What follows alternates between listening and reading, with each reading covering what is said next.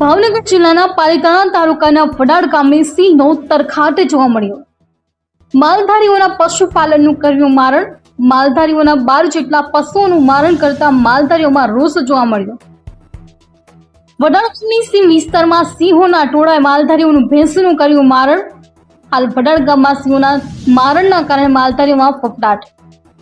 મસમોટા મોંઘા દાટ માલધારીઓના પશુઓનું મારણથી માલધારીઓનું નુકસાન થતા માલધારીઓમાં ભારે રોષ જોવા મળ્યો।